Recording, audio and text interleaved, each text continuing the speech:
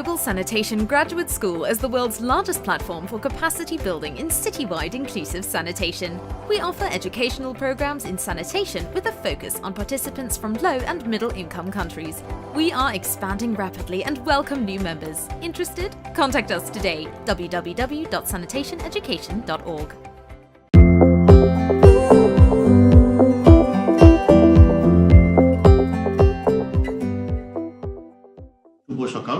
Good morning. This is Shahidul Islam from Bangladesh. Good morning. Welcome to Bangladesh. This is Mark. So welcome to SMB in Bangladesh.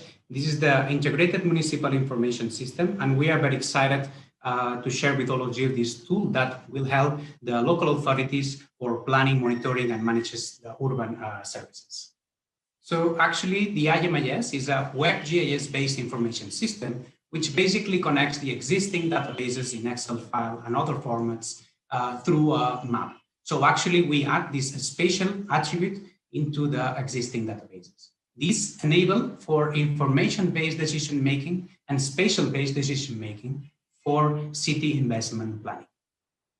The IMIS is a useful management system for governments, utilities, and service providers for a more efficient and transparent services. How the system can help the municipalities, for example, to track the status of the payments, holding tax or water tariff or waste tariffs, also to manage the service delivery for FSM, sewage, and others, from application, service, collecting the feedback, etc. Also to monitor the performance of the services through the key performance indicators, and also through the mobile applications, we can update the GIS databases directly from the field.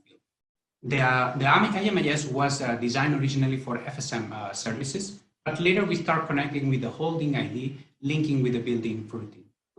Actually, the holding ID is the unique identifier of the buildings.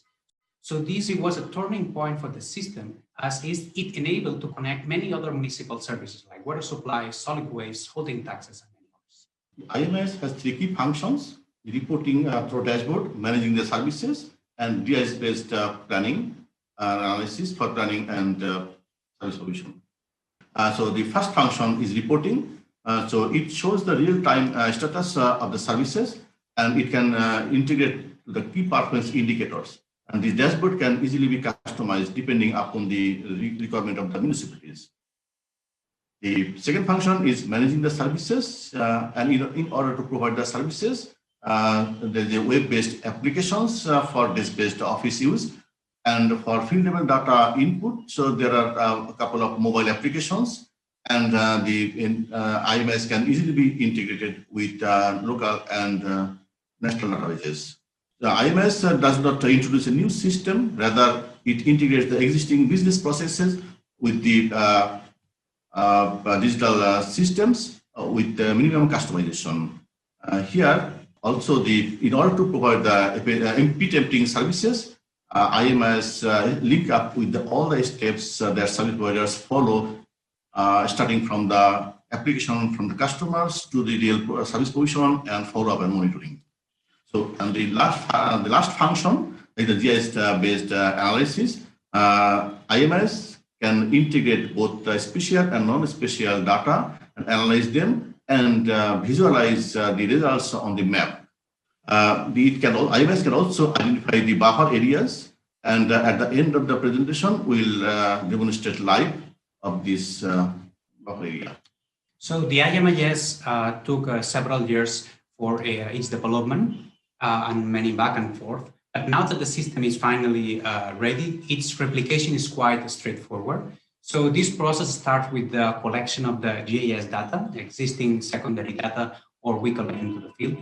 Also, we add additional surveys, census information, and other databases. And then we customize the platform, one platform for each of the city.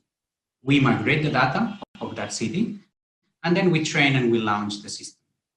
Currently, SMB has supported 4 cities to develop the system. In Jinaida, there is a census of the 27,000 buildings, and we have all the 20,000 containments that exist in the city. We know exactly where all the septic tank and pit latrines are located. Jinaida is using the system for fecal sludge management service at this moment.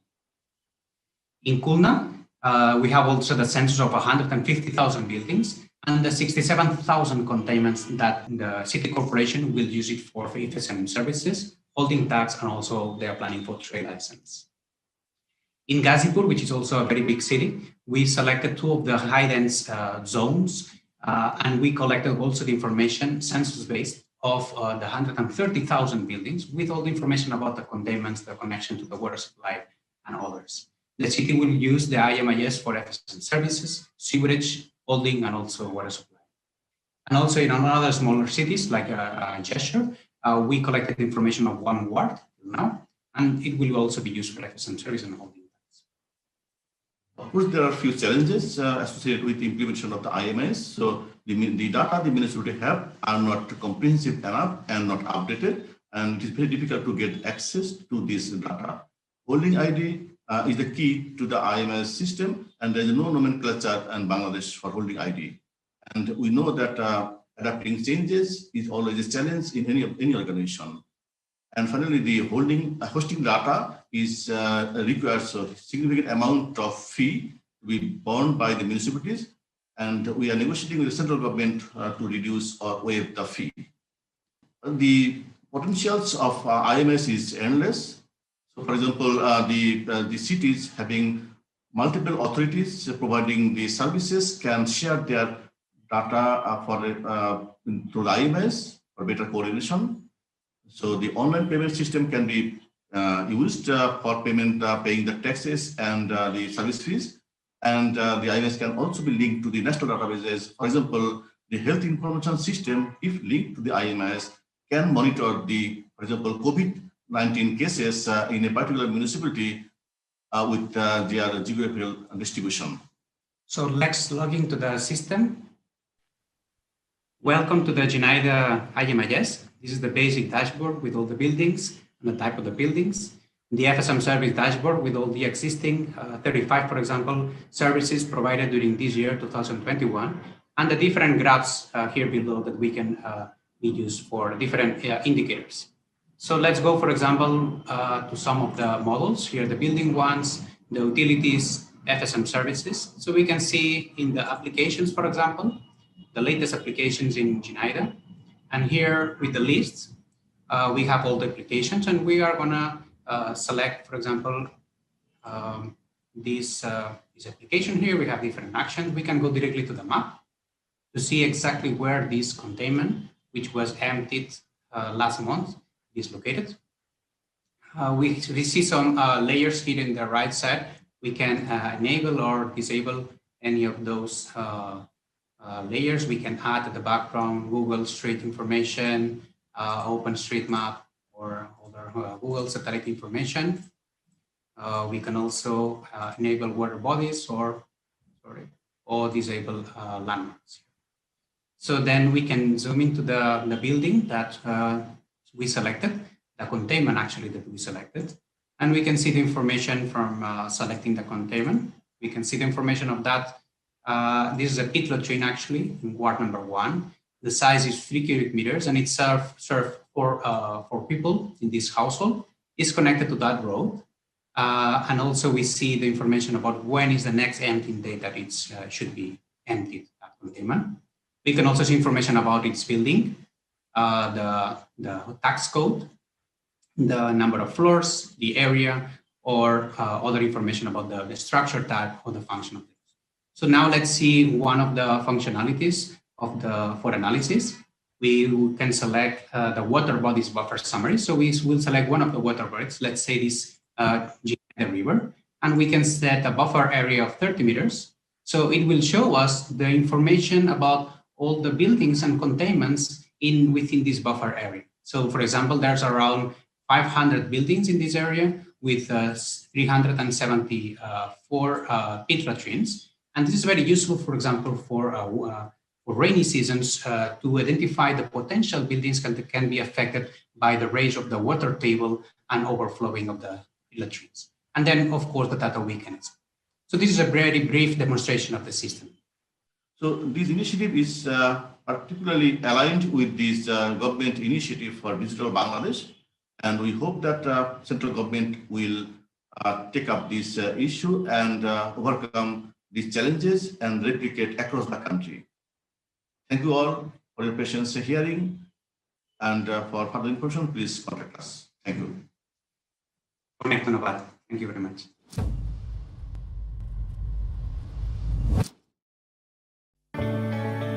Cinderella Eco Group is dedicated to provide safe sanitation with projects launched in Greenland to combat environmental and health hazards. The Cinderella incineration toilet is water-free and burns all waste. The only outcome is sterile ash, free of all pathogens, sustainable.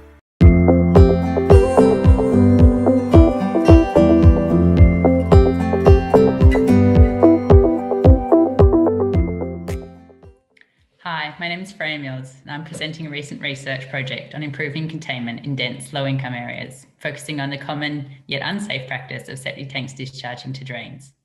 This research was conducted in partnership between University of Technology Sydney, Emory University, and ICDERB, and was funded through WASSUP and UK Aid. I'll present research from Bangladesh, where I investigated the health risks of sanitation in a dense urban slum in Dhaka.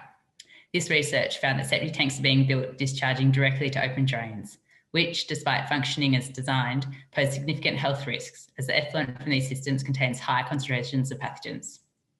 While performing slightly better than direct discharge from toilets, the project questions the benefit of installing septic tanks in conditions where the necessary steps of soil infiltration is unsuitable, and found that effluent must therefore be piped for further treatment to reduce health risks. Even back in 1992, World Health Organization's sanitation manual stated that the problem with septic tank systems arises because inadequate consideration is given to the disposal of the tank effluent. This continues today, with effluent from on-site systems often missing from diagrams, missing from discourse, and missing in practice. This research was part of a larger project on the modelling of pathogen flows and health risks from sanitation systems. The objective of this part of the research was to understand the use, function, and performance of septic tanks in the actual conditions that they are used, rather than laboratory-based and in developing country context where most research has been undertaken. The focus of the research was to analyse the pathogen concentration from septic tank effluent and open drains to understand the health risks to the public. As evident from the Global Water Pathogen Project, the data on pathogens in septic tanks is limited, unclear, and mostly from developed countries where the conditions of operating are very different. The study collected data from one low-income neighbourhood of Dhaka that uses a mix of toilets discharging to drains and septic tanks. We assessed 173 compounds serving over almost 5,000 residents, which was almost full coverage of the site. Samples were collected from 22 septic tank effluents and 30 open drains and were analysed for a range of pathogens. The team also measured the sludge depth for 7 septic tanks. The main limitation of this study was the small sample size, both in the single location in Dhaka and the small number of environmental and septic tank samples. This was limited due to cost of testing for multiple pathogens and the infield challenges of monitoring septic tanks. As the septic tanks in this site were built by NGO over the last 5 years, they were known dimensions and allowed accurate analysis of how the systems were functioning. These toilets, along with most toilets in developing low-income areas of Dhaka, were shared by multiple families. The septic tanks in this site included 2 toilet pans discharging to 1 septic tank that were flushed with pipe water that came into the compound. While all septic tanks in this community were designed for 50 users, on average there were only 25 users. However, we do not consider the tanks oversized since the design assumption of annual emptying is too short, particularly as only 2 of the 40 systems had ever been emptied. Considering the sludge accumulation rate calculated from sludge depth measurements and water use, the tanks were assessed whether they were overloading or still operating within the 2/3 full design criteria. At the time of the survey, most of these tanks were not yet overloaded, and therefore the following results can be considered applicable to septic tanks operating as intended. The septic tank systems consist of the tank and the infiltration system or soak pit.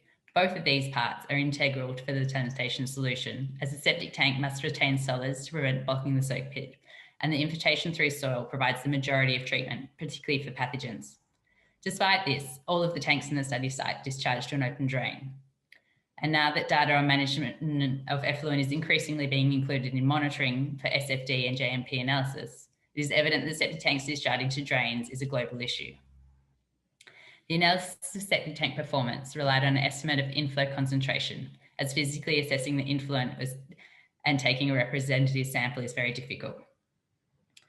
The tanks received only black water, with grey water directly discharged to the ground or drain. Based on 22 effluent samples, the log reduction between the estimated inflow and the measured effluent was between 0.8 log per 100 mil for Giardia and 2.4 log for cholera and Shigella. Often the reduction for septic tanks is reported to be 0 to 2 log or 99% reduction. It is not clear often whether this refers to the influent and effluent or also considers sludge, and it's not typically estimated for different pathogens as was done by this project. However, as shown in the figure, despite 99% reduction, it's important to consider that the actual concentration of effluent, which remains high, between 3 to 6 log per 100 mil. Septic tanks also offered some reduction to the pathogen concentration in drains. Statistical analysis was conducted to assess the association between the observed pathogen concentration in drains and the population using septic tanks in each of the 4 streets of the study site. This found that an increase in septic tank use was associated with improved drain quality, with significant results for Giardia and Shigella. When estimating the probability of illness for QMRE modelling, it was evident that the relationship between illness and pathogen concentrations is not linear.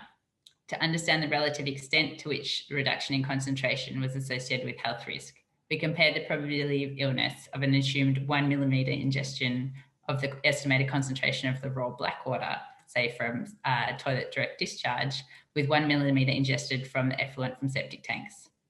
Comparing results for Shigella and norovirus and cholera shows that log reduction doesn't translate directly to health risk reduction and highlights the importance of considering the effluent concentration in designing sanitation improvement systems, rather than just the log reduction as is sometimes used in assessment tools.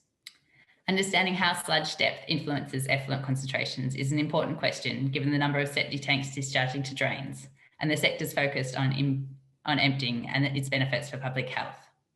We assess this through measuring the sludge depth in comparison with effluent quality and comparing the effluent quality from an emptied tank with other unemptied tanks of similar age and use. However, due to the small sample size, the results are inconclusive and further research is needed to answer this important question. As mentioned previously, this research is connected with a large project of modelling pathogen flows and improvement options. The analysis found that high risk remained if all residents use septic tanks. To reduce risks and have a positive impact on public health, it was necessary to pipe effluent with further treatment, either as professionally managed or decentralised treatment or as a centralised treatment system. This project also investigated ABRs, which are similar to septic tanks in their limited removal of pathogens and need for further effluent treatment, despite many ABRs also being installed directly discharging to drains. For areas where soil infiltration is not suitable, such as areas of shallow groundwater, high density and low permeability soils, such as in Dhaka, there needs to be management of effluent through alternative means. This raises the question whether septic tanks or on-site sanitation solutions are necessarily the best option for these areas. This research has raised some questions for the sector that still need to be addressed. Firstly, to what extent does desludging septic tanks improve pathogen removal and effluent quality, and therefore help reduce the health risk or not? What alternative options to retrofit and improve existing systems exist, such as effluent filters, above surface filtration, or extra chambers on the filter tank? Or do we need other solutions and to move away from household level treatment, such as professionally managed community or neighbourhood scale systems with adequate treatment for pathogens? Thirdly, why are these systems still being built when they shouldn't? What else do we need to address this issue? Knowledge, building regulations, or something else? And also we need to highlight that wet pit latrines also discharge and have overflows to the living environment, particularly in poor ground conditions. Has this issue been looked at, and is it a similar concern to that of the septic tank effluent? To conclude, this research has highlighted the hazard that septic tank effluent poses to public health, particularly in these low-income areas where there is high exposure to open drains, and that the waste is then further spread through heavy rainfall and flooding. Septic tank systems require management of the effluent, and soil infiltration is an important part of the treatment process. Septic tanks alone provide some pathogen reduction, but it's not enough. It's important to start considering effluent management in design, in monitoring, in discourse, and importantly in practice. This research will hopefully be published in the coming few months and is also connected to 2 existing published papers associated with this research project. Thanks for listening, and I look forward to taking your questions in the FSM conference.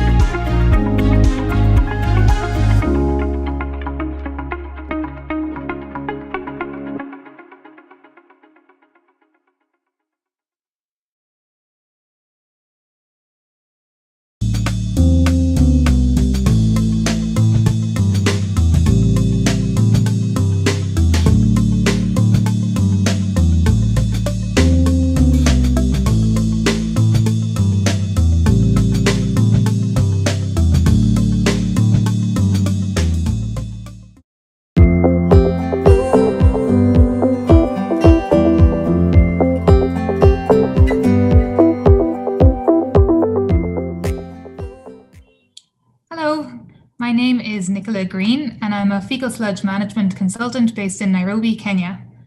So today I'm presenting work on behalf of Triangle Environmental and North Carolina State University, where we quantified the largest invisible market in our FSM world, manual pit latrine emptying. So a little background on the original purpose of this work.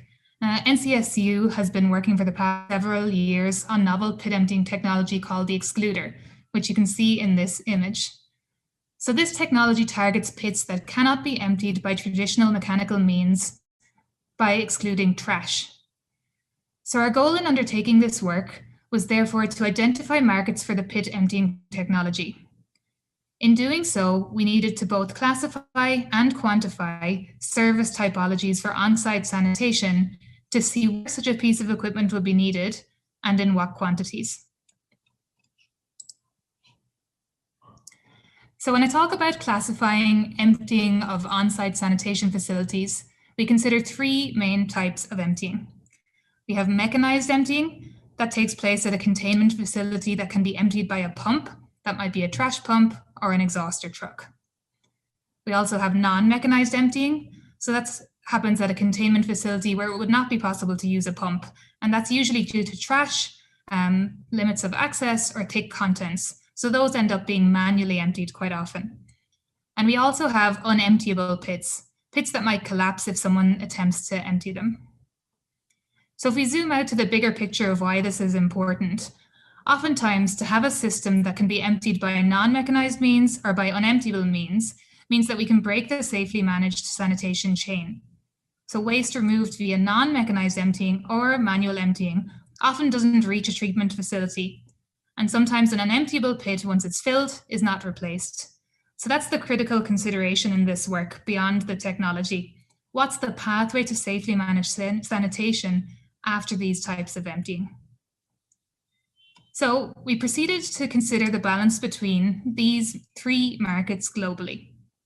What's the split of these markets across the world? Mechanized, non-mechanized, and unemptiable.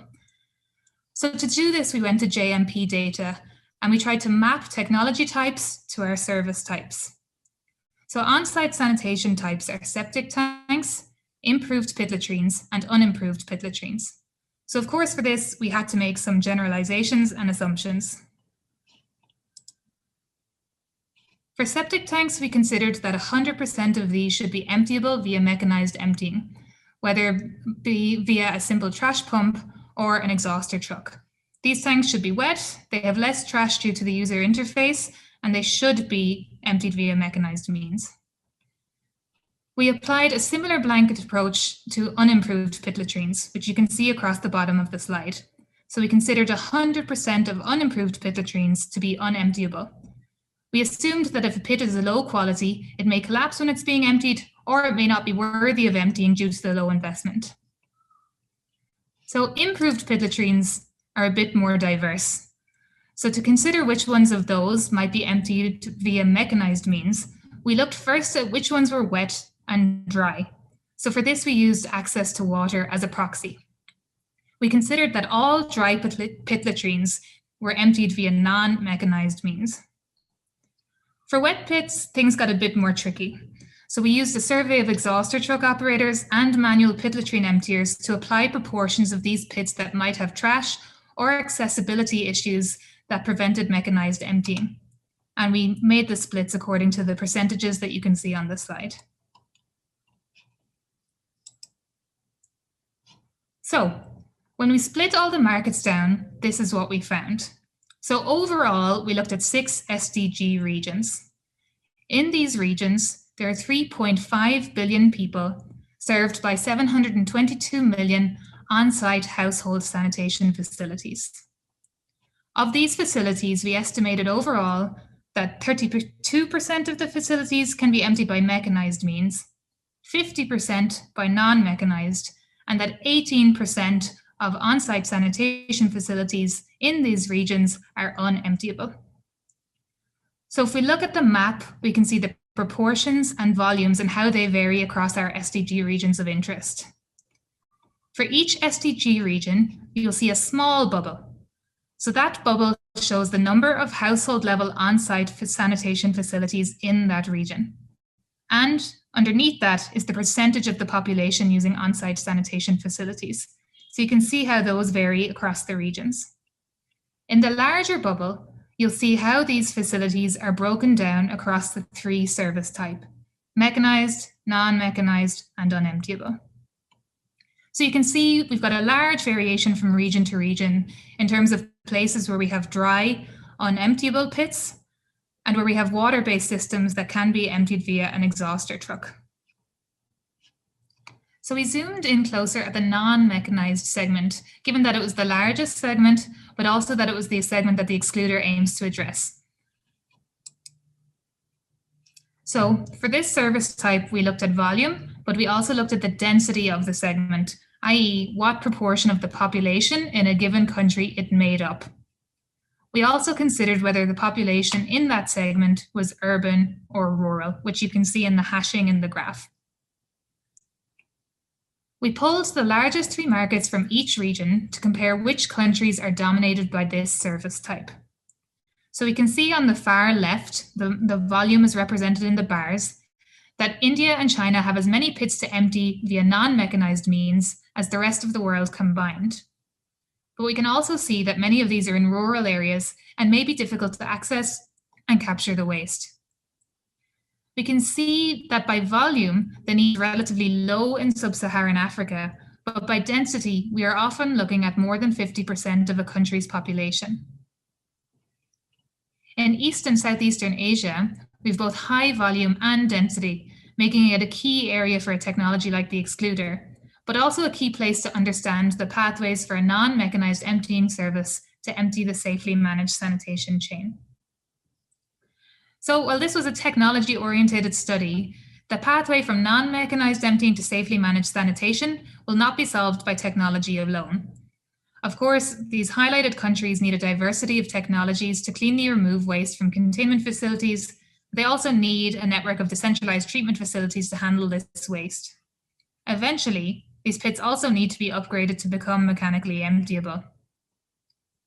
The countries we've highlighted should also be hotspots for public-private partnerships to support both the private sector and the public sector to reach the marginalized, and also need a proactive enabling environment to legitimize and support the manual emptying practice that for now needs to take place to remove the waste from these pits and keep them functional.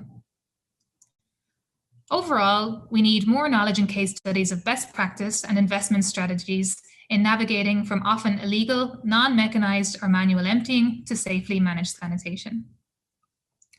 So that's it from me. But we have data available on a country-by-country basis, and we also have data on all of those markets individually, so the mechanized, non-mechanized, and the unemptiable. We've written a paper on this topic, and that'll appear in the upcoming FSM edition of the Journal of Environmental Management. But if you want any of this data, please also feel free to get in touch with me. My email is nicola@operoservices.com. That's NICOLA@opero-services.com. Thank you for your time.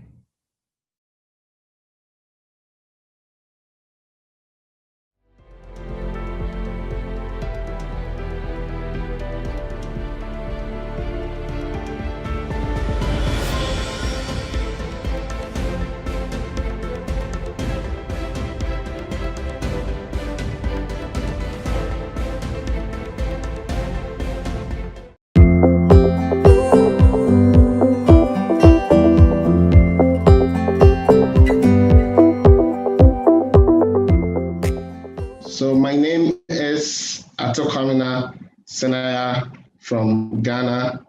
I work with Trend Group as a program coordinator. I'll be presenting on the topic from evidence to action, exposure risk assessment towards prioritizing wash improvement in Kumasi, Ghana. This has been a work with multiple partnerships with support from the Bill and Melinda Gates Foundation and the technical work led by the Center for Global Safe Wash in Emory University, SANIPA team, in Center for Global Safe Wash. We've had other collaborations with the Kwame Nkrumah University of Science and Technology and the city where this work was hosted, that is the Kumasi Metropolitan Assembly in Ghana. The sanitation challenge in Kumasi is such that most urban areas and largely in Ghana face poor fecal sludge management. And several studies have found high level of fecal contamination via multiple routes, especially in the low-income urban communities. However, most municipalities in Ghana and most part of the global south lack data and tools to track the fecal contamination pathways and assess the associated public health risks that comes with poor FSM. In such low resource context, city authorities have no systematic approach in prioritizing and implementing interventions. On the sheet flow diagram that is shown on my left, you realize that as of 2015, only 55% of the fecal sludge in Kumasi was safely managed. In Ghana, out of every 10 households, about 8 of every 10 households have E. coli in their drinking water. The 45% of fecal sludge that is unsafely managed ends up in the open environment. That compromises the quality of water available to most households in Ghana. Kumasi is the largest city, the second largest city in Ghana, with a population of 2.5 million, and about 40% of its population relies on public toilets. Still in Ghana, 25% of households have access to basic sanitation, which means that there's a lot of households that have limited access to safely managed toilet facilities. These challenges in the urban environment means that a lot of exposure, given the complex exposure routes with different levels of contamination and the type of exposure, it has been difficult to determine the sets of intervention that will have the biggest impact on the reduction in exposure. The Sanipack tool is designed to assess public health risks that relates to poor sanitation and to help prioritize sanitation investments based on exposures that have the greatest public health impact. And in doing this, introducing this tool through the collaboration I mentioned, this tool was introduced to the Kumasi Metropolitan Assembly to support them to assess the risks associated with poor FSM and also to be able to prioritize interventions in the sanitation sector. The strategy for implementation of this project was first the creating of awareness and stakeholder engagement, generating evidence to support planning and design of interventions, then results to action.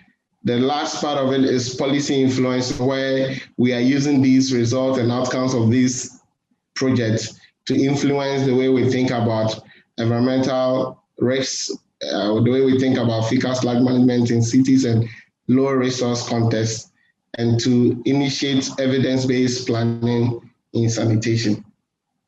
So this we are doing is to contribute to how we plan for sanitation in low resource contexts.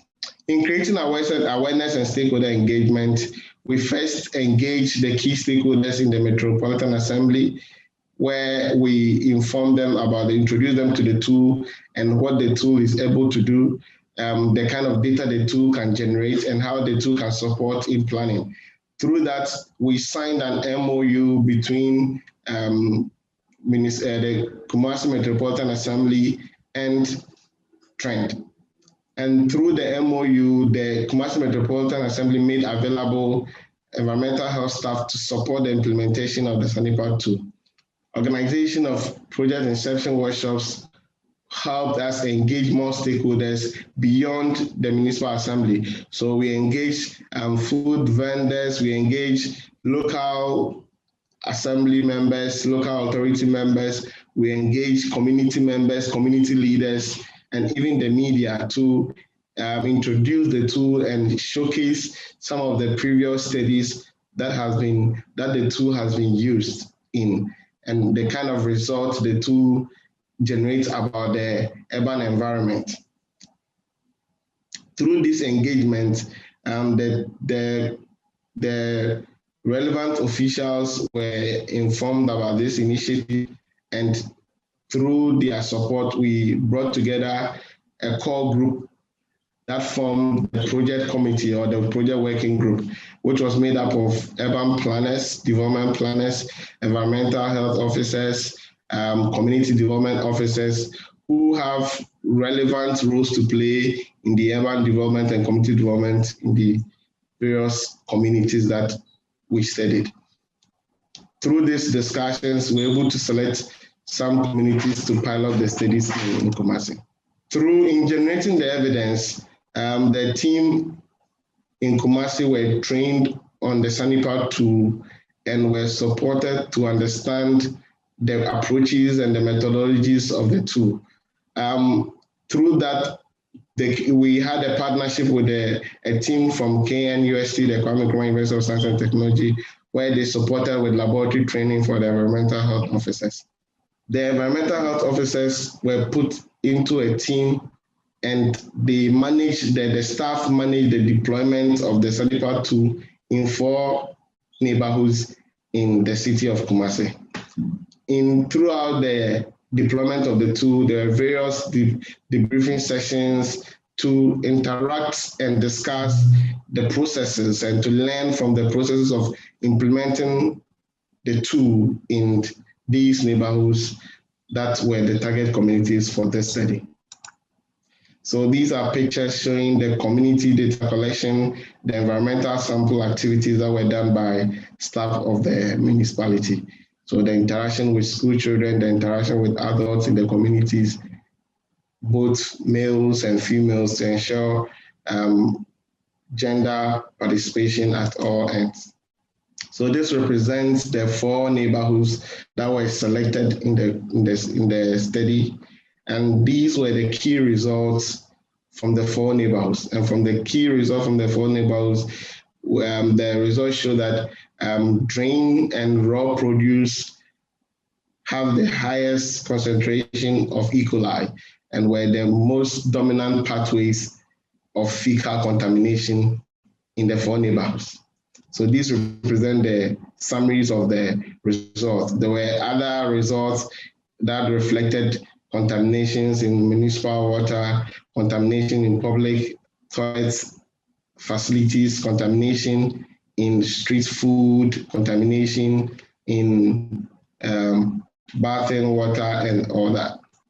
So results to action. How do we act based on these evidence that have been generated? Like I mentioned, there are some results that showed contamination of the municipal water that was supplied into these neighborhoods by the Ghana Water Company Limited. And one of the first actions that were undertaken on the project was to interact with the Ghana Water Company to discuss the result. So we shared the result with the Ghana Water Company, and given the sensitive nature of such a result and given the reliability of their systems, they decided to take a second look of the data that we reported. So together we built a collaboration and undertook another field study focusing on the pathway drinking water. And through that, we realized that most of the contamination happening were within environmental areas, and therefore there was a need to implement strategies that will improve environmental conditions of public water points and some public standpipes and other areas where the pipelines of the utility company traverses the community. And these were very useful discussions during the implementation of the project. Again, through the immediate actions that were taken based on the evidence that was generated, we realized that one of the points of the contamination was the surface water. And the surface water in the community was being contaminated because a public toilet facility was dislodging directly into the local river in the community. And as a result, the public health officers in the city took action to close down that facility. Some of the results that were generated was about how the contaminations at school facilities and other things. So quickly, the public health staff in the city started a hygiene behavior change education program in the local schools in the community to educate the kids about proper hand washing, which I'm sure have been very vital, even given the pandemic situation where we need to wash our hands with soap and all that. Also, there was a need to engage the Food and Drugs Authority, given the kind of feedback we had on street food and raw produce, where there are high concentration of E. coli in samples that were picked for street food and raw produce. And these interactions have been very useful in helping the Kumasi City Authority to strategize in how to ensure street food safety going forward. As part of the results to action, there were evidence-based decision-making.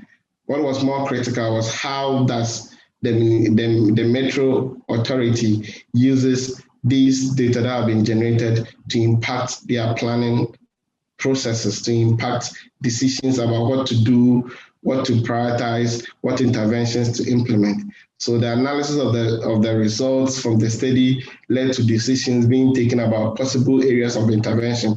And through that, some of the key intervention areas that were noted were to increase investment in the value chain to improve safe fecal-slag management and household toilet promotion. So just along the entire value chain from the capture, containment to treatment and other stages along the chain.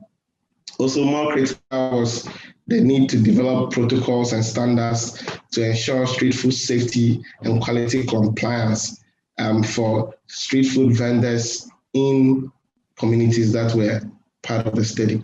The development of protocols to regulate hygiene standards at water vending sites were very relevant because on the second look at the data, we realized that up high the stream, you realize that the water supply from the production points were without E. coli, but then within the environmental areas and community areas, we realized that we had samples that had E. coli, and these were very critical. And as such, there was a need to relook at protocols to regulate the hygiene standards at water vending sites. The need for development and implementation of standards to ensure public toilet facilities are hygienically managed. This is because these facilities are used by several households. And as I mentioned, about 55% of households in Ghana or in big cities in Kumasi rely on public toilet facilities, 40% in Kumasi and 55% in Accra. So this is one of the critical pathways that required attention. So there was a need to design standards to ensure that people who use these facilities, before they could acquire their own facilities through the household promotion, in the meantime, they need to acquire their facility. They are still protected when they visit these public areas. So like I mentioned, through the evidence and the data that was generated, the Kumasi City was able to develop a waste management plan based on the evidence. So evidence-based planning. This I'm showing is an excerpt from the waste management action plan that was developed by the city, and it has a number of issues that came up in the results that we generated. So to develop standards, protocols to guide street food vendors, public water vendors, and all that. So these were the direct action from the results that we obtained from the study. So in improving its general sanitation planning, it was able to prioritize some intervention. And the picture here shows some of the ongoing school hygiene education and wash improvement. So as part of the work that was being done, Kumasi City prioritized wash improvement in schools. So these facilities were newly constructed toilet facilities for some local schools. Beyond that, other intervention that is still ongoing in the city is household sanitation promotion and campaign, further investment in fecal-slag management at the treatment site in Kumasi, and adoption of evidence-based planning approaches in monitoring and tracking the performance of various households in getting safely managed sanitation. So through this work, our collaboration with Kumasi Metropolitan Assembly and other partners like WhatsApp and other organizations were supporting the work that Kumasi was doing. Kumasi was adjudged the best municipal authority in liquid waste management during a sanitation challenge awards in 2019 that was organized for state actors, and they emerged the top municipality out of over 200 municipalities in Ghana who are performing very well in municipal liquid waste management. Also, as part of this activities, based on our collaboration with Kumasi, the Sanipat 2 was also awarded for being an innovative tool for capacity building for municipalities and local authorities in Ghana as part of the Sanitation Challenge Awards for the private sector and non-state actors category. So based on our working with Kumasi and the initiative to introduce the tool, we won an award as well. So in terms of challenges and lessons, in order to implement this tool, one of the obvious lessons we've come across is that there needs to be a champion at the municipality. You need to interact with the stakeholders, and through your interaction, you need to have a champion who would support these evidence-based processes, who would support evidence-informed decision-making. Not that we just would throw millions of cedis to construct something, but it should be backed by real proof, suggesting this is the area where when we invest, we will get the biggest return out of. Also, it takes patience and time to get a buy-in. So it's not just you go into a municipality and they are open to this, but with time, they get to support and with good interactions, they get to buy into this, and it's good. Generally, one of the challenges is that there's a low profile for evidence-based processes in Ghana and largely the global south. The action is that, yes, there's poor sanitation. People don't have toilet, let's build toilet. But then beyond that, yes, there's a need to build toilet, there's a need to invest in various interventions. But what amount of evidence support what we are doing? How would that help to prioritize the already low resources that is characterized by these and in these contexts that we are? So it is very important that we need to keep encouraging evidence-based planning and prioritization of interventions in these contexts. Also, we find out that the laboratory requirements that is required in rolling out Sanipat 2 sometimes have limitations for some cities to be open to this. And as a result, further partnerships may be required to roll out this tool.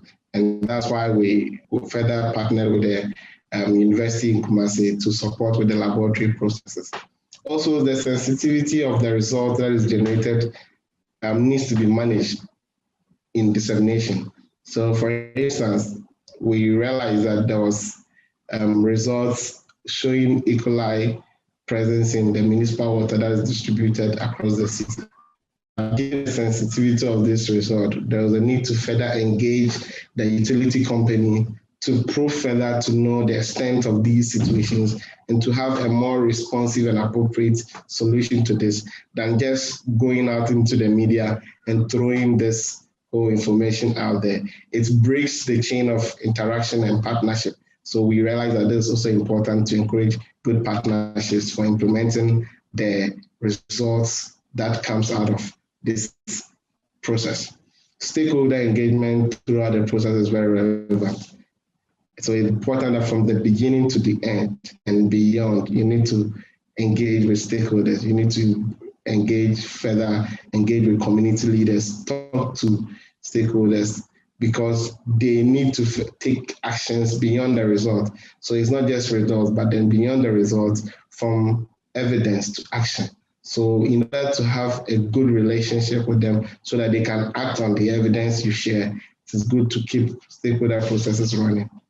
In looking at the wider implications of this project, The Sanipact 2 generates critical evidence that provide the basis for decision making in sanitation, especially for low resource communities where there's limited resources, and as a result, interventions and investment needs to be prioritized.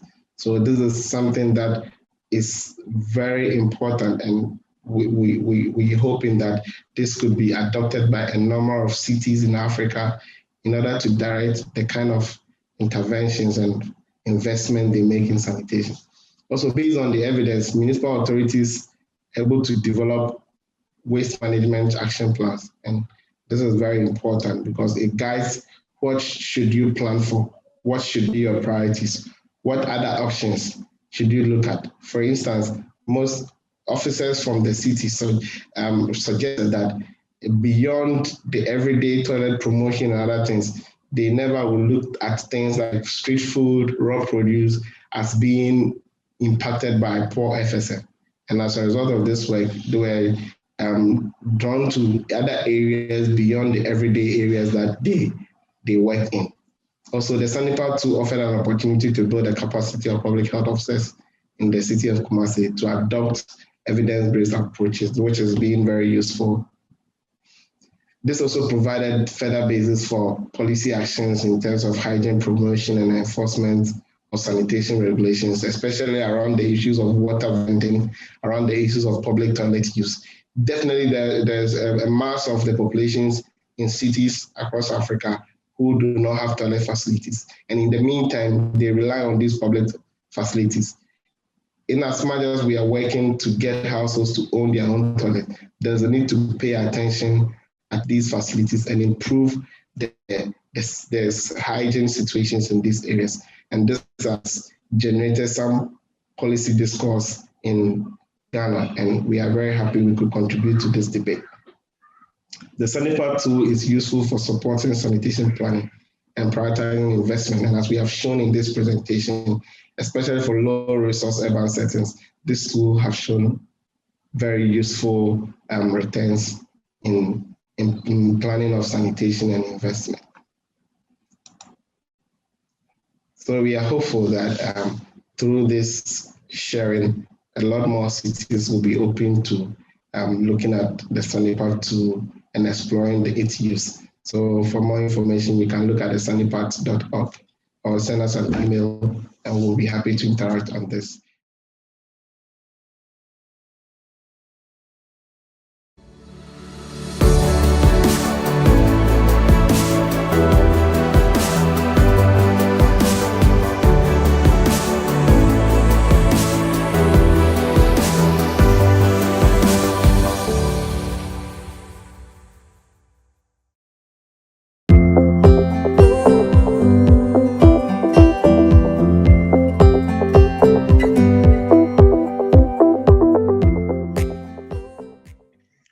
Hi all, thanks for joining in. This presentation was prepared together with my colleague from Ghana, Wuntia Gomda. Myself, I'm Jos van der End. I'm Research and Development Manager of Safshana. I've been involved with the development of Safshana concept for more than 10 years now, from the early beginnings. At Safshana, we run, design, build, and operate fecal sludge plants or factories. We currently have a factory in Ghana, West Africa, where we combine fecal waste together with organic waste from markets and from industries. From that, we can generate electricity from the biogas, which we feed back into the grid, and we can produce biofertilizer and irrigation water to bring back the nutrients to the agriculture.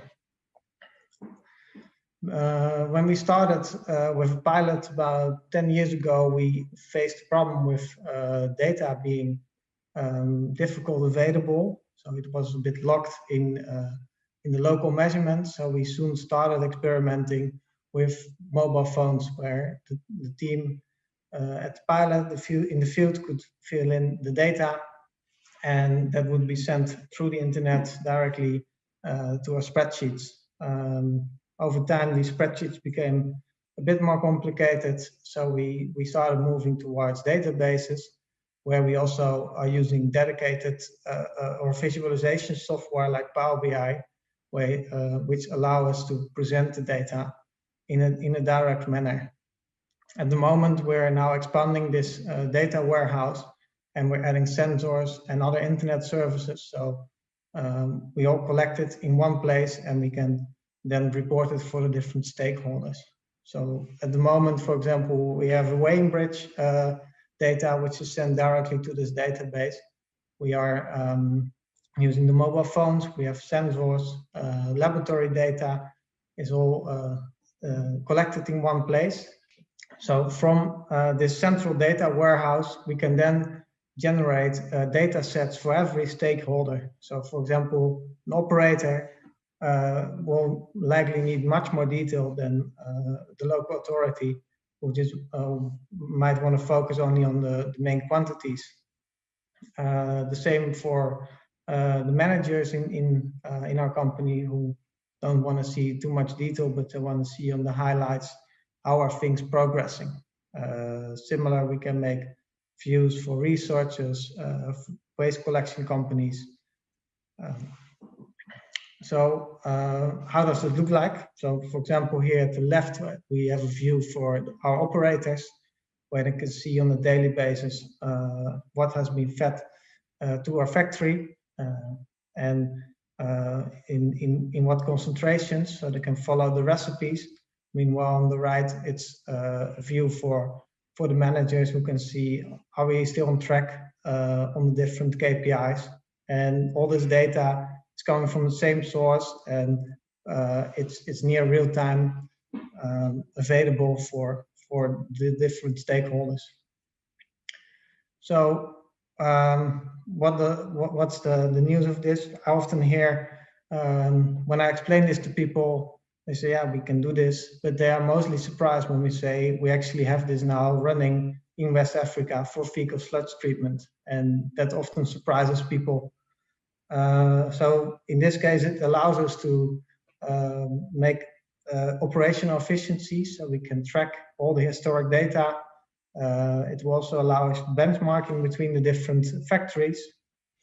One big advantage is that we have now one company truth. So whenever we do a reporting to any funders or governments, we can always replicate it and get the exact same data or results shown. This will also allow us to improve the access to sanitation services and improve public health monitoring, because this year's motto is to actually expand and scale up. So for example, we're now looking for Kumasi, we're working in Mali, in Uganda. If you have any questions or comments about what I've just covered in my presentation today, please leave them in the comment section, or please also consider joining one of the discussion live sessions to share your thoughts. You can find the schedule for these sessions on the agenda page. Thank you.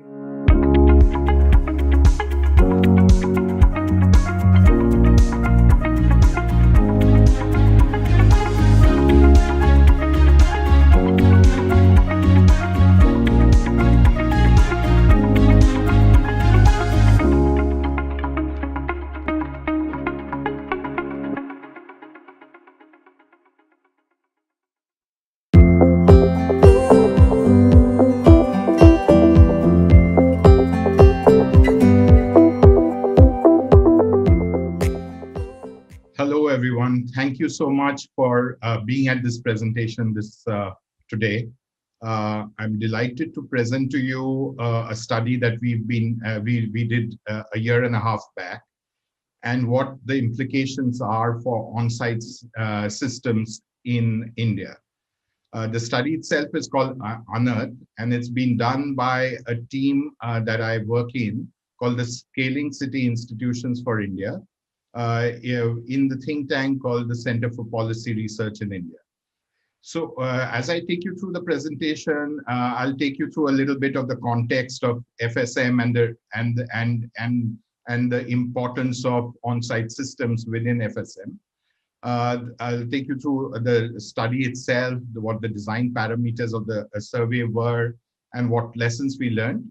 And then finally, we'll do a little bit of a discussion around how we are using the information as we take the study forward into practice. So to start off with, as we know, 60% of India's urban households depend on non-network sanitation in general. This has been a reality in India since 2011, when the census brought out that much of our toilets were not connected with sewers, and most of them were connected to on-site sanitation systems. In spite of the large, massive program called the Swachh Bharat Mission that happened in the last 5 years in India, we see that it only increases the reliance on FSM and on-site sanitation systems.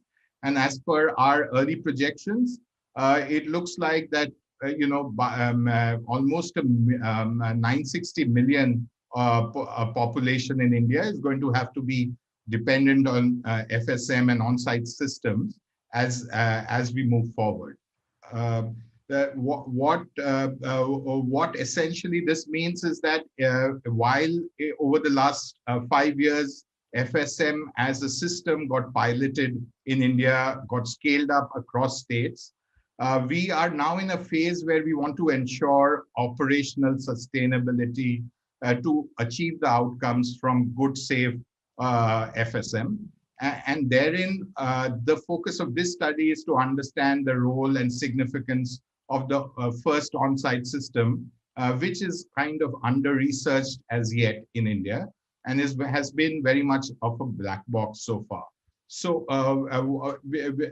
as per common knowledge in the sector, there is a general understanding that much of these on-site systems remain weak on design, whether it's sizing, whether it's the hydraulic retention times, on the temperatures that they hold and degrade waste in. And we do know from earlier surveys, for example, that there is a lot of trade-off in the decision-making around what kind of on-site system is to be followed. These include, of course, the amount of capital expenditure that households can put on on-site systems. It depends on the space that's available in the location, the distance from, let's say, water sources, to talk about a few. But much of this understanding was very generalistic in India. And so as part of a survey, which we are now calling Unearth, where we did a survey of around 3,000 households across the country, we chose a sample which kind of focused, means in a sense was purposive, that we looked at smaller cities more than rural areas and larger cities, where on-site systems are more prevalent, essentially based on septic tanks.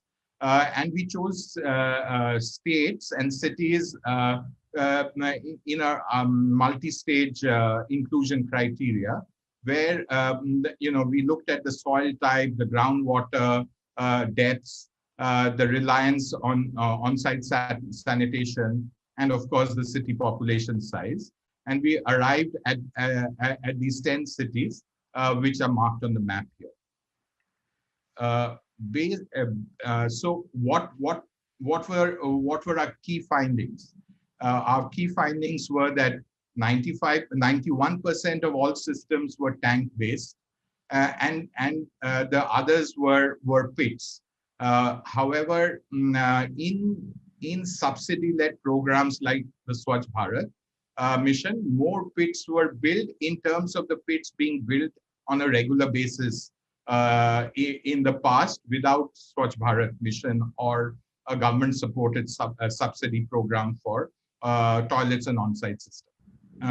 We then also found how the flow of the various parameters that we were studying around the location of the structure, the ventilation and that the on-site system has, the size of the on-site system, as well as the effluent management system, and that is part of the on-site system, of how these play out in this group of 3,000. And there were multiple failures, as you can see in this flow diagram here. We did find that privately constructed on-site systems were larger in size than subsidy-led ones in general. We did find correlations between household size and the MPCE, that is the the expenditure that households have in general, to be very strong criteria, but much less around the number of users, the flushing type, the location within the house plot, and its distance from the water source, to be very strong determinants of the size of the on-site systems. We followed this up with by looking at the deviance that these various on-site systems had from typical guidance that is in the codes. So there is a Indian Standard Code 2470 against which we evaluated what we found from our survey. And we found that only around 10% of them reach a score of 8 out of 10, for example, while most of them fail. So if it was a yes, no situation, only around 2% of the septic tanks would make the yes criteria, but there was a grading within it. In terms of leach pits, however, there was a higher compliance with the standards, but not so in terms of septic tanks. However, the typology of the pits, the leaching pits, were also varied, ranging from twin pits, which are promoted in the national program, versus single pits that have been constructed quite often under the program itself, and rectangular, circular, we found a very interesting aberration of the standard design that the government supports by having the twin pits, instead of being parallel twin pits, being built in sequence. Alongside this, we also found that many of these are related to the kind of service, FSM service that one gets. And so we found that a lot of manual cleaning of these tanks and pits were also common. And so the broad takeaways were that both septic tanks and leach pits are non-compliant in most cases. Households use septic tanks to meet various needs, not only their sanitation safety needs, and stronger participation between the regulators and the service providers are key. How do we use this information as we take the FSM program in India forward? So there are two main areas that we are working in currently. One is standardizing prefabrication of septic tanks by working with the Bureau of Indian Standards and private operators to come up with new standards for prefabricated septic tanks, and to take in situ non-compliant construction into a prefabricated regulated regime. Alongside this, so in a step-by-step process, we are hoping to take, as India grows, it is still a very urbanizing country. As newer septic tanks come in, we are hoping that these new standards, which are informed both by ground realities and by technical requirements, can take India forward into a better space. Alongside this, we are also developing a national digital monitoring platform in association with an open source platform run by eGov Foundation, another of our partners, wherein we are trying to monitor the collection of information around on-site systems and of the desludging activities that happen, so that over a period of time, we can achieve better on-site systems across the country. Finally, do visit our website, which has much more details about the survey and our findings around what the constraints on on-site systems are, what informs decisions of households, and how these public policies have played out in shaping the on-site systems on the ground. And there is, of course, a journal article done by me and my colleagues that is also available in the Journal of Environmental Management. Thank you. Thank you so much for joining this presentation today. We will be delighted to hear questions and comments on the presentation and to hear about some of the overlaps or things that you found interesting from the study and the presentation. Do consider joining the live discussion session at the end of the day, as in the agenda page. Do also put in your comments in the comment section. We would be delighted to hear comments as well as connect with you. Do leave us your address. And in case we miss connecting during FSM 6, my name is Shubhagato Dasgupta, and I'm here based in Singapore, but much of our work is in India at the Center for Policy Research, Scaling City Institutions for India program. So please do connect with us, and we look forward to hearing from you in either of these 3 ways. Thank you.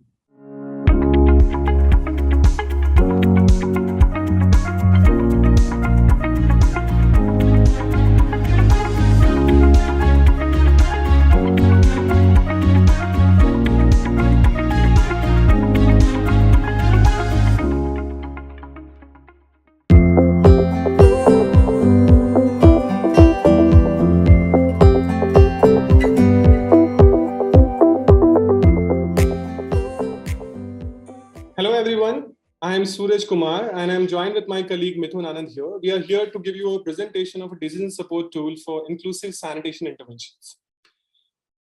So largely, when we do any kind of a city planning for a sanitation domain, the hypothesis begin with that reason that why don't we provide services to everyone in the cities, and how do we plan and implement the sanitation interventions? In most of the cases, primarily in the developing and the underdeveloping world, when the sewerage systems are yet to get into a very larger domain and a lot of implications into all the cities here, what happens that you have also a domain with trouble with the sewerage systems. People saying that, why sewerage? We have, such a narrow lanes, and the people have dig out the whole road, and the sewerage systems have choked out. A lot of problems with the sewerage systems. But at the same time, you also have a problem with the toilet containment also. In a situation when toilets get filled up, you have an overflooding coming in, and there is a whole range of solutions here. You also have a situation where municipalities, all said and done, with all the planning and investment done in the sewerage and sanitation system, you say the desired result has not been able to achieve. Now, the larger purpose and the problem statement here for our presentation here, that all this planning and investment and all the kind of approach and the effort that has been laid out, is it leading to the citywide inclusive sanitation? Does citywide inclusive sanitations, a framework for providing access to all, a myth or reality? So this is the tool here to address that problem. The tool, we call it decision support tool for sanitation intervention. There are a lot of other tools also that we have which address the various domain of the sanitation interventions. Here, this tool is a holistic tool which talks about and takes into consideration of not just sewerage or FSM or DWARDs, but a range of sanitation interventions in the cityscape. And what it does, it demarcates the areas in the cities with the possible scenarios of interventions, whether it is in terms of a sewerage, DWARDs, or the fecal sludge management. Now, giving you a perspective here of the whole timeline that how this tool and which all places the tool has been adopted and how it has evolved. It started with 2017. Bill and Melinda Gates Foundation has given a grant support to Rajasthan government. It was supported with the ADB set up there with RUIDP. And the project started in 2016 and 17. This concept of delineating and coming up with such kind of a model had started.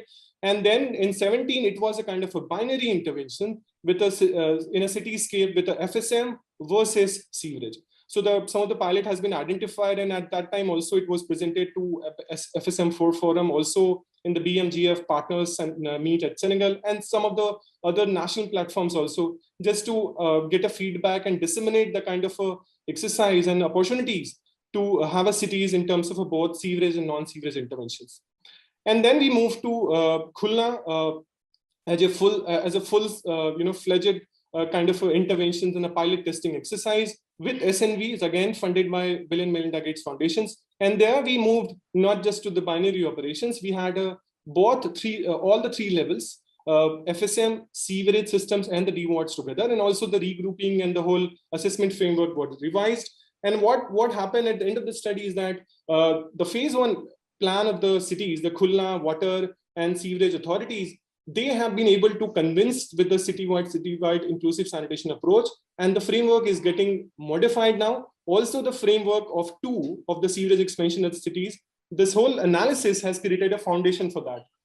Now, also currently in Khulna, there is a DWARD system getting implemented. The citywide inclusive sanitation tool has become a kind of a DST tool, has become a kind of a foundations to identify all those opportunities areas. And currently now in Madhya Pradesh, 8 towns of India, in Madhya Pradesh itself, which is again kind of largely administered by Asian Development Bank with the support of Bill and Melinda Gates Foundation. There, the tool has been significantly used in 8 cities. And now all the tender document implementation in the cities are following the same kind of a result, which the DSTs is coming up with. So giving you a kind of a overall picture here of the DST suitability analysis.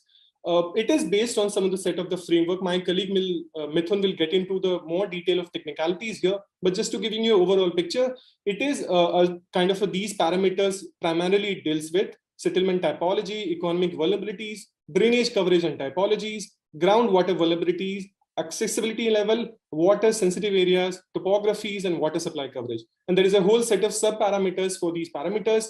And also against all these parameters, there is a suitability factor here, which can be either solely for the sewerage, NSS, or DWARDs, or it can be a mix of it.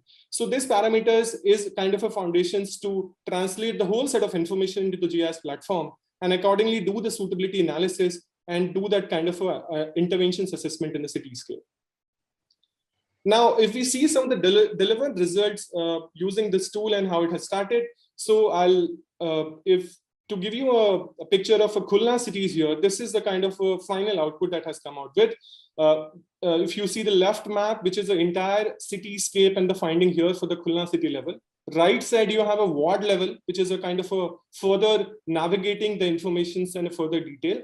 Now, these interventions, if you primarily see in the legend here in the Khulna, you have a 2 category here, which is the long-term interventions and the alternative interventions, primarily to help the city government to get a sense that where they need to do a immediate kind of a phase 1 planning and where basis to the fund consensus availabilities, stakeholders, interest and the demand from the kind of a key stakeholder there, what kind of option they have to choose for the next level of a planning if they want to go ahead with it.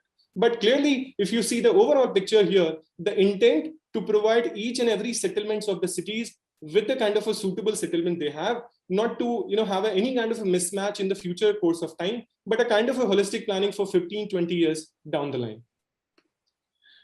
This is a second example that you have for the Madhya Pradesh. One of the 8 town that Nagada is one of the 8 towns here.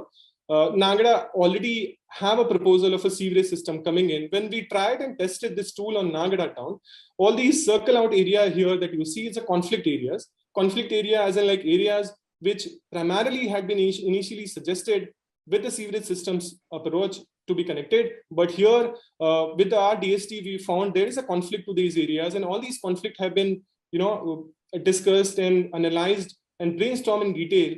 And the final solutions of these settlements, not just to only conflict areas, but also there were areas which was not covered by the sewerage system. So that area have been also looked into. And then the final interventions for Nagada is that each and every settlement is connected with the safe sanitation access, whether it is in terms of a sewerage, grey water solutions, FSMs or DWATs, but the entire city is connected with that scape, and DST has been able to help that to get that kind of a picture here. Now, this is our first attempt in Rajasthan that we had done, although we have now advanced the tool like anything. This is where we started the Rajasthan, so I wanted to show pictures, and it was one of the town in Tonk where the suitabilities and the assessment has been done. Now, I'll request my colleague Mithun to take over from here and give you a perspective of the tool consideration. Mithun, over to you. Yes, all right. So here in the section, I'll explain in detail how the tool is configured, what are the different components which are involved in the tool. Like we can see, there are multiple parameters which we need to consider for running the tool. Like, for example, settlement typology, built-up density, water, sensitive areas, etc., topography, etc. So, like as we have said, collecting all this data from primary sources was one of the main concern for us. So what we have devised here over the years is to identify and extract some information through artificial intelligence and deep learning techniques. Like if you don't have, even for a developing country, availability of data was one of the main challenge. So through these techniques, we can extract information from high resolution satellite imageries. Like, for example, settlement typology and built-up footprint can be extracted rightly from high resolution satellite imagery through deep learning techniques. So this is one new approach which we have devised over here, and through other GIS and remote sensing techniques, we can create a larger database, geospatial database for any city. Even if we don't have much of the primary data available, we can extract and generate many information through these techniques. And so once when we have this particular database ready, through GIS and through multiple analysis, overlay analysis, raster suitability assessments, we can finally come up with a proper suitability assessment interventions. And here again, over the years, we have upgraded this system to develop it as a tool in ArcGIS platform. ArcGIS is one of the leading GIS platform, and this tool can be used in any of the ArcGIS platform. This is one of the advancements which we have done over the years. And in the way forward, we are also trying to implement a web portal, GIS-enabled web portal, where anyone, even without having an ArcGIS platform, can run the model, test the model, and get updates. And another advantage of making this DST tool is that even if we don't have, after 1 year, maybe when the data get revised or data get updated, we can renew the model, we can redo the model and get the output within a fraction of seconds. I'll just quickly explain some of the deep learning techniques which we have used here. For example, building footprint extraction was one of the key challenge which we had. Like most of the Indian cities and most of the developing countries, cities in Bangladesh and all those things, data was a major gap. So here, through deep learning techniques, we have identified building footprints. We can even extract the building height from the shadow which is generated from the satellite imageries using the sun elevation angle, etc. So all these are scientifically proven methodology which we have adopted here in the tool. And another example is identification of settlement typology from aerial imagery. For example, in Indian cities, we can clearly differentiate between planned settlements, unplanned areas, and even slum settlements. So these can be trained using a GIS and deep learning techniques, and the system itself can extract and give you information about the different typologies which is available. And and another example is the extraction of road network using deep learning techniques, and even OpenStreetMaps we have used in some of the cities to generate road networks. Another extraction of elevation data from open source DEM. So what we are trying to do is we are trying to simplify the complete model, and even a city without having much data information available, we can run the model and still get an output. For example, another example is flood vulnerability in water sensitive area. Through Landsat, recent Landsat 8 satellite imagery, we can have a complete picture of the water sensitivity, and through elevation data integrated with water sensitivity, we can have a flood vulnerability level assess. So all these will add on to our final intervention suitabilities. So as I've rightly said before, DST we have generated and made it as a tool in ArcGIS platform. So anyone, even if without knowing the coding background, we can run this particular model in ArcGIS platform and get the result. The main advantage of having a tool in ArcGIS platform is that even if we don't have, after a few years, maybe once when we have the data revised, the city gets changed every year. So every year we can redo the model and get a revised and new output. Yeah, over to you, Suraj. Yeah, thanks, Mithun. So just to, as my colleague Mithun rightly mentioned, the data is a key challenge in the developing and on the other context here. But the data with the AI technology and the deep learning tool we have been able to overcome that. And even there is a data, nothing like it, but even there is no data, there is a data, nothing like it, but even there is no data, then also this tool works very fine. Even in some of the town that MP just talked about and showed you the interventions, especially like Nagda, there was a very minimal data available at the city authority. So this is one of the key USPs that we have it here, that this works as a rapid assessment tool, and it can give you a feasibilities for the cityscape in a very short period of time. This is one advantage. The other key advantage that it also gives you a sense of implementation phasing to the city authorities, that how you plan the sanitation interventions. Also, it also primarily gives you a good contextual input for the designing the sanitation regulations for the cities. Coming to the ground result, which I talked about, but very quickly, 8 towns in Madhya Pradesh, they have adopted this tool and now going ahead with the implementations. 2 towns in Rajasthan, they have done the implementation already. Khulna city is now already planning the DWAT interventions, and also the phase 1 sewerage planning. They also have used and utilized this tool and doing it accordingly. Now, the way forward here, the last slide, is that now we have a tool which defines that, what should be the sanitation interventions and the phasing in the cityscape. The next version of it also can be combined together with the technology selections and the investment estimation. So it becomes a complete package and it's together. We already have the technology selections tool ready and we are working on the investment estimations. So for any cities, whether it needs a kind of a very advanced systems, mechanical systems or natural based treatment system, whether it is FSM or sewerage or mix of it, the tool would be able to help you in the decision making for the technology selections also. It is also now we have figured out of the 11 or 12 data requirement, 8 can be extracted from the open sources and the AI platform, but also the rest of the data we are working so that this entire tool becomes a package where there is no data dependency at all for any cities if we have to apply to. Also, we have already developed a web portal kind of a thing. So GIS software is something that we also understand the urban local bodies, everybody will not be that equipped with. So this model has been also, and it is a kind of a work in progress now. It has been translated and transferred to a web portal kind of a system. So anybody can use that kind of a portal and without having a know-how of GIS would be able to make a decision making on that. As I said, primarily data dependencies we are trying to further reduce. And again, last but not the least, but more pilot testing in different contexts and geographies is awaited for that. Thank you very much. Thank you.